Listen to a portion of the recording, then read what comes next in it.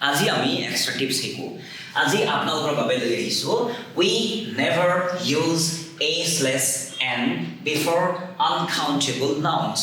মানে হল গণিব নোৱাৰা নাম বুজোৱা শব্দৰ বিফৰত আগত আমি কেতিয়াও a বা n বহাব নালাগে ঠিক আছে যদি বহাইতো ভুল হ'ব উদাহৰণ হিচাপে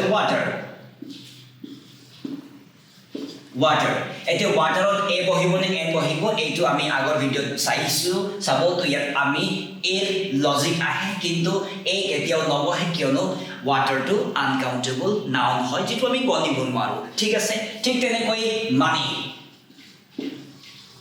এই মানি এতিয়া আপুনি যদি ধৰি লয় মানিটো গণিব পাৰো আপুনি ৰুপিসে গণিব পাৰে ডলাৰ গণিব পাৰে কিন্তু মানি পয়সা আমি গণিব নোৱাৰো গোটেই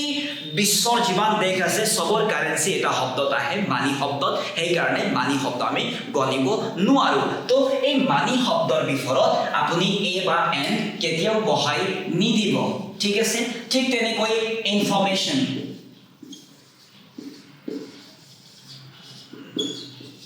এই ইনফৰমেশনটো গণিব নোৱাৰা নাম হয় তো ইয়াৰ আগত আপুনি কেতিয়াও a বা n বহাই নিদিব এনেকুৱা ধৰণৰ টিপছ শিকিবৰ কাৰণে আমাৰ চেনেলটো লাইক কৰিব সাবস্ক্ৰাইব কৰিব